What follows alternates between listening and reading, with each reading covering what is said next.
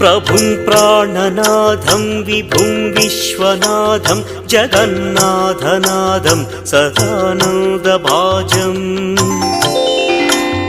भवद्भव्यभूतेश्वरं भूतनाथं शिवं शङ्करं शम्भुमीशानमीडे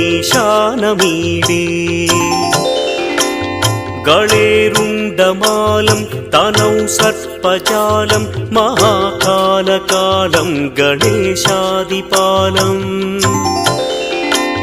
जटाजूटगङ्गोत्तरं दैर्विशिष्यं शिवं शङ्करं शम्भुमीशानमीडे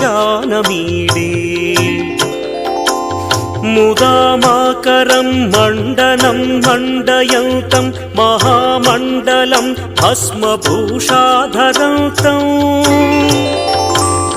अनादिं ह्यपारं महामोहमारं शिवं शङ्करं शम्भुमीशानमीडे वटाधो निवासं महाट्टाट्टहासं महापापनाशं सदा सुप्रकाशम् गिरीशं गणेशं सुरेशं महेशं शिवं शङ्करं शम्भुमीशानमीडे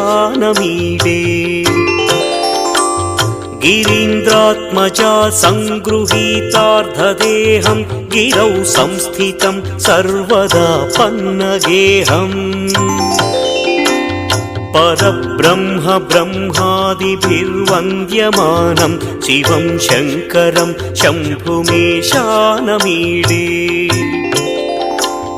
कपालं त्रिशूलं कराभ्यां दधानं पदाम्भोजनं राय कामोदधानम् बलिवर्धयानं सुराणां प्रधानं शिवं शङ्करं शम्भुमीशानमीडे शरच्चन्द्रगात्रं गणानन्दपात्रं त्रिनेत्रं पवित्रं धनेशस्य मित्रम् अपर्णाकळत्रं सदा सच्चरित्रं शिवं शङ्करं शम्भुमीशानमीडे